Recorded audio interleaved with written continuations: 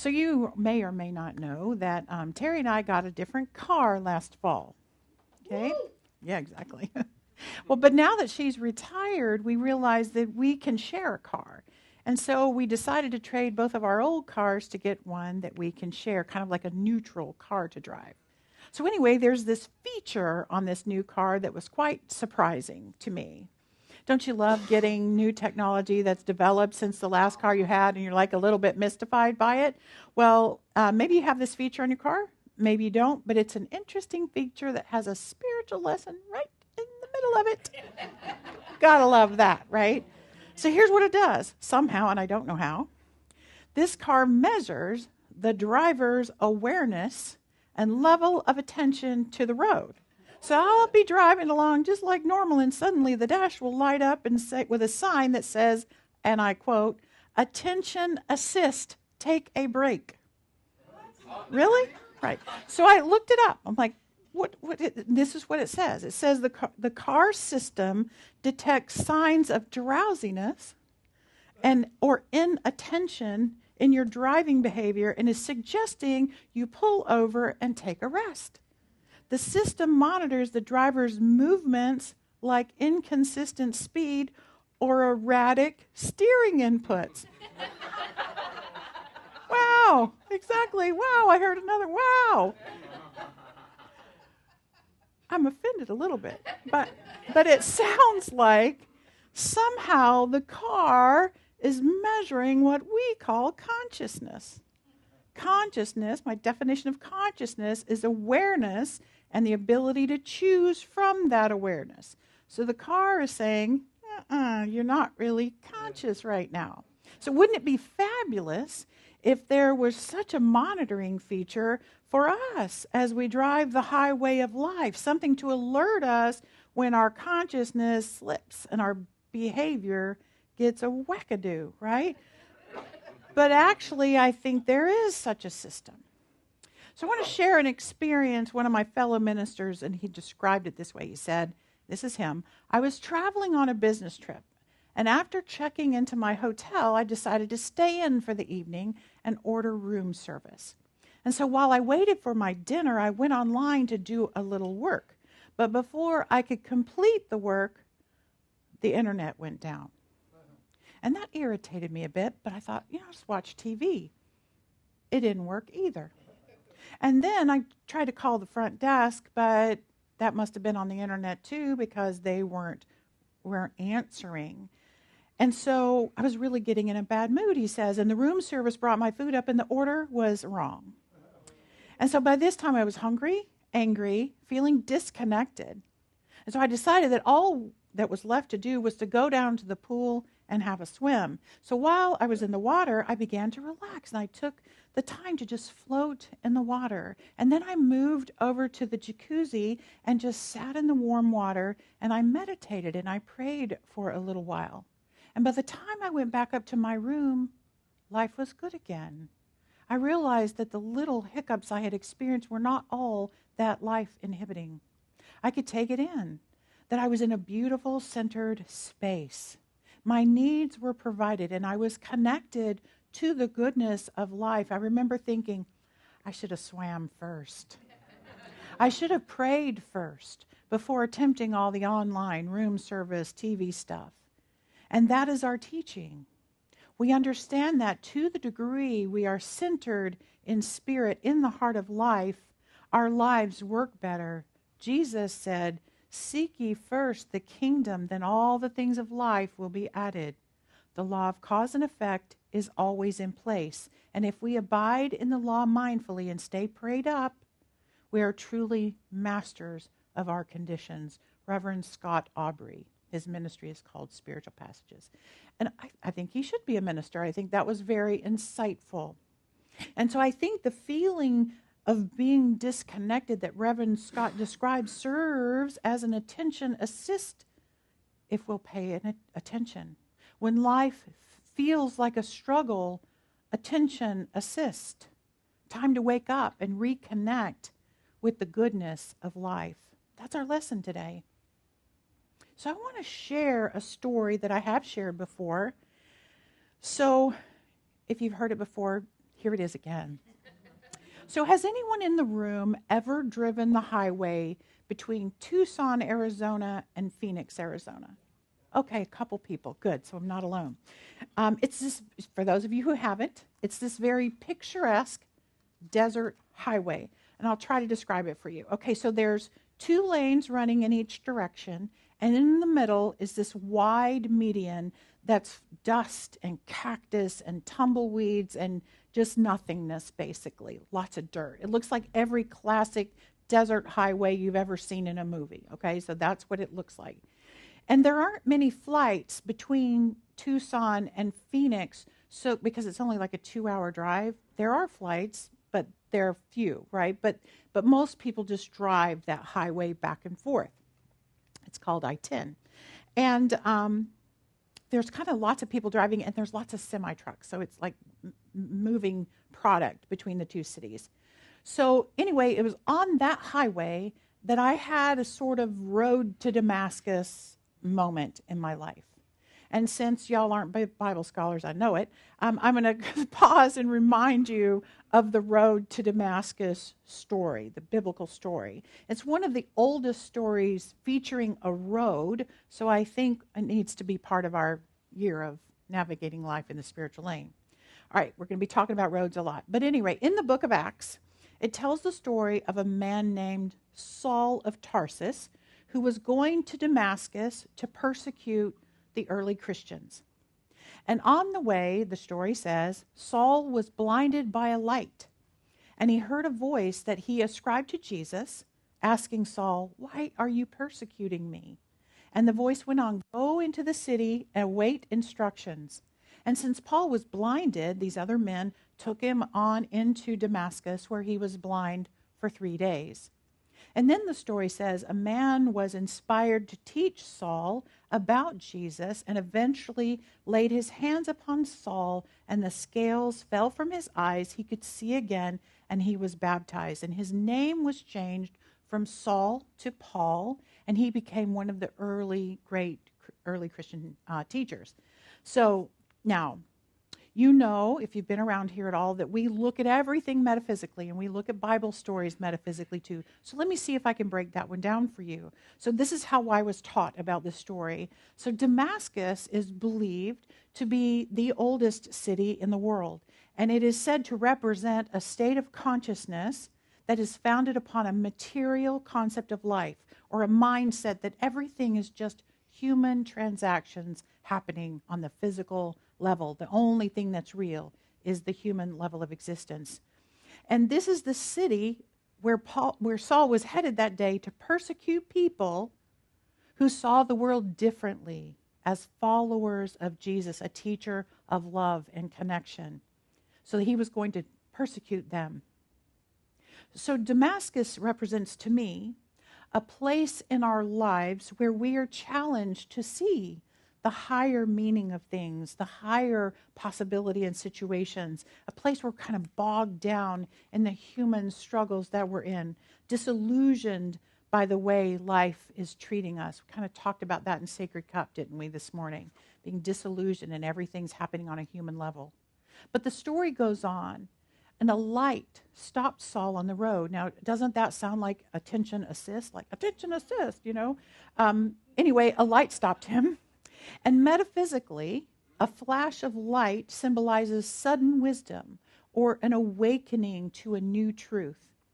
And this new wisdom blinded him or stopped him from looking at life the way he had always looked at it, that judgmental and persecuting way that he had been living. And when we are on the road to Damascus in our thinking, we need a bright attention assist light to stop us, to help us find that new level of consciousness. And Saul was blinded for 3 days. Now, the number 3 is very significant. It represents the complete union between mind, body, and spirit. So when you see the number 3, that's usually what it's symbolizing. So I would say the time represents healing for him, because he spent 3 days not looking at anything outside himself. He was forced to withdraw from looking at life from the physical level and instead get in touch with an inner way of seeing. And sometimes when we are hit by an aha moment or a new stroke of insight, we do kind of sit for a while and try to embody that new way of thinking and seeing things, don't we? We sit. And then when it was time, his sight was restored, but he never saw life again the same way. He stopped persecuting others and began teaching others to lend themselves to a faith. He was baptized, which symbolizes a spiritual cleansing of the mind. And then the Bible says he regained his strength, he took a new name, and became a great teacher. Now, I will pause and say that whenever someone in the Bible gets a new name, they get them when they achieve a major victory. So in Paul's case, a whole new outlook on life. And to tie this back to the beginning of the year, in Jesus' time, they would give him a white stone with the new name. So you all received a new name for yourself this year on your white stone. So I think this Bible story really illustrates this universal experience we have that is happening to us over and over again in our lives. We're going down the road, ho-de-do, just doing our thing, doing business as usual, looking at other people and everything around us in the same judgmental way that we always do, and suddenly some light within us signals attention assist, or call of something more. Oprah calls it an aha moment, and our regular way of approaching things no longer seems right all of a sudden. We begin to review our life and look within. What's going on? And we try to bring into the moment of an awareness of the mind-body-soul connection. And sometimes that takes a few days. Sometimes it takes weeks. Sometimes even years to embody a new way of living. But so often this situation triggers a change of heart, a change of thought, a change of your mind, and a change in the way we live. We try something new, and at first, it may be a weak attempt. It took Saul some time to get his muscles going. But we do regain strength, and we realize we're living in a brand new way. And we clean out these remnants of an old way of being. We apologize. We make amends. Sort of like a baptism. And often people begin to see us differently, and we see ourselves differently. We might keep our same name, but the words people use to describe us changes. Can you relate to that process? Relate to that process. It happens to all of us if we're willing to grow and try to see life in new ways. And this year I'm going to be talking about that attention assist moment as those moments when a light goes off and we choose to switch to the spiritual lane and look at a situation from that more holy or whole perspective. So let me come back to that point. But first, back to my road between Tucson and Phoenix. I left you there, didn't I? So this was about 12 years ago or so. Before I retired from my career, I was in Arizona on a work assignment, and I needed to drive from Tucson to Phoenix in the middle of the day. I had a morning meeting in Tucson and an afternoon meeting in Phoenix, so I drove over the lunchtime. And there was like moderate traffic on the road, and I was making pretty good time driving in the fast lane, because that's where I drive, right? That's where I drive. Back then it was the same, drive in the fast lane, and I was headed north to Phoenix. And all of a sudden, there seemed to be this like major dust storm in the median, almost like I thought maybe a dirt devil or something was in there. And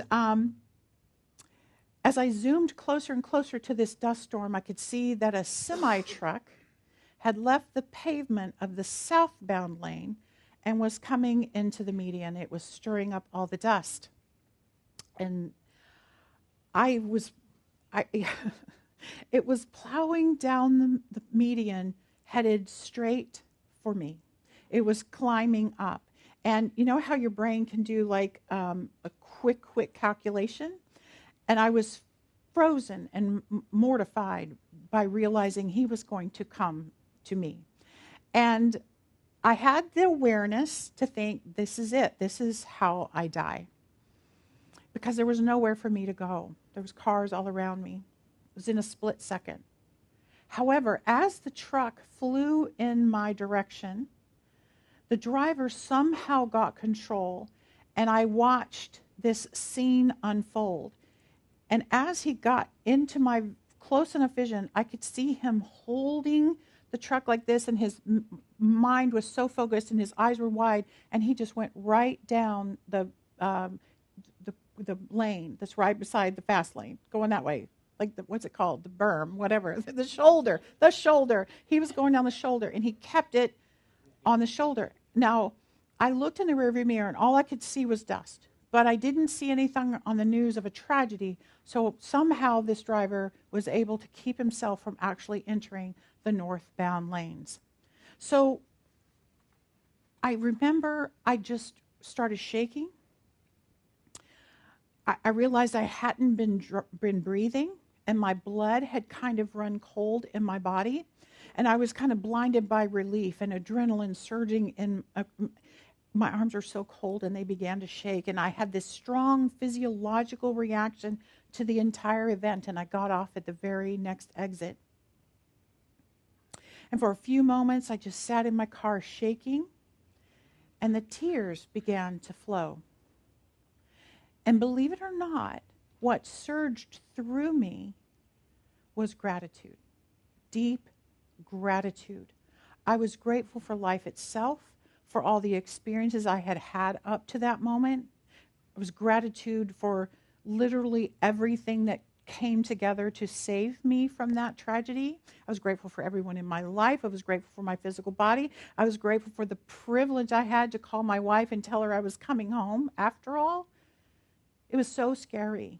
And that sense of deep gratitude stayed with me for quite some time. And I'm sure people around me when I got to Phoenix could tell that my whole mindset, my whole energy was shifted and different. I had experienced this life-changing, perspective-changing moment.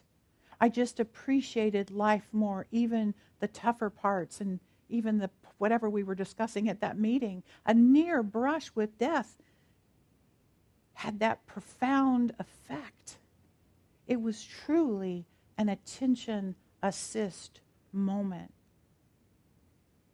So let's talk back about the road to Damascus, or attention assist moments, because they happen to all of us. I bet you can think of a time in your own life when you were kind of drifting along the road of life, when something happened that was kind of a wake you up moment.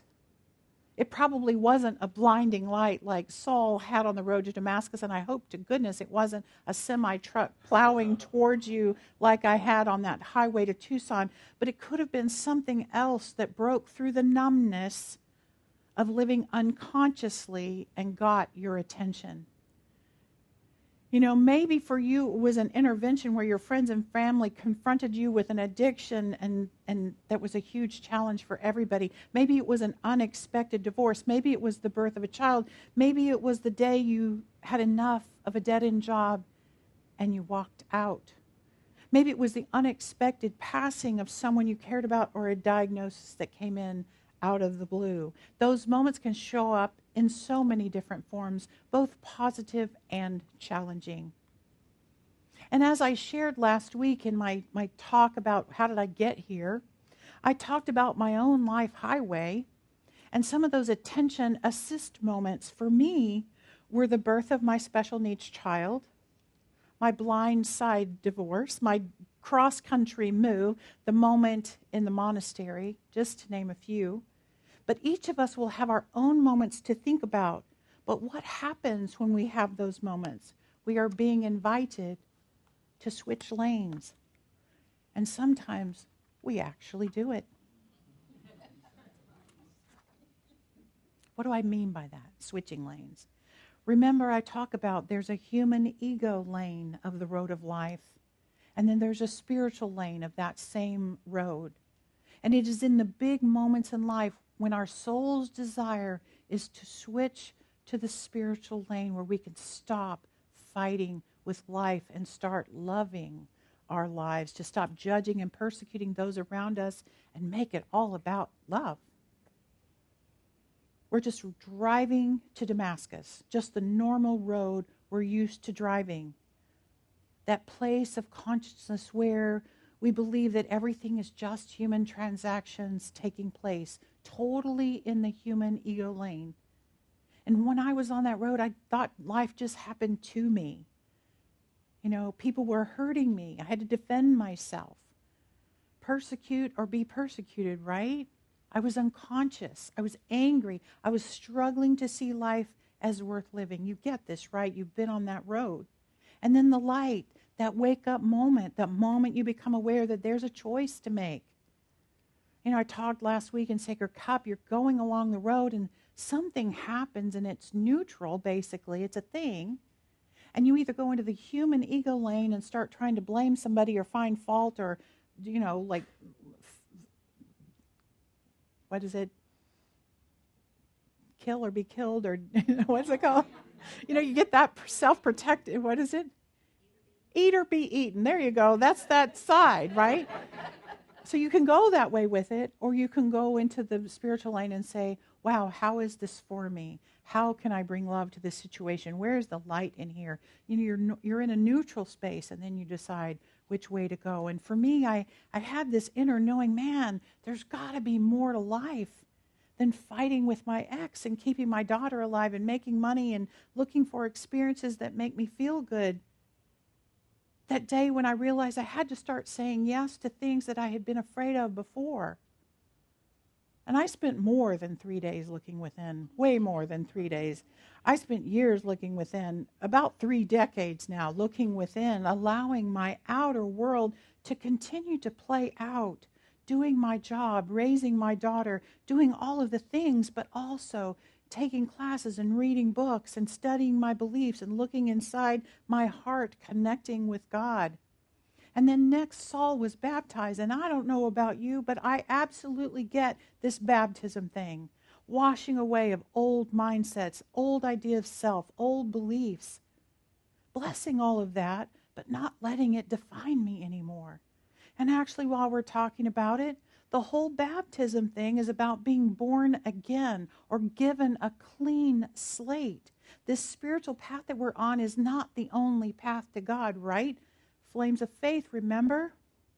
I know many, many people who have gone through traditional baptism experiences and felt a complete change of their lives, major breakthroughs. So let's respect other people's experiences on their road to Damascus. And then Saul was given a new name when he switched to the spiritual lane, a new identity. And for me, my new identity was to know myself as a soul, as a spiritual being, as a grateful person, as a generous heart. And eventually my new name became Rev, but I don't expect that for any of you.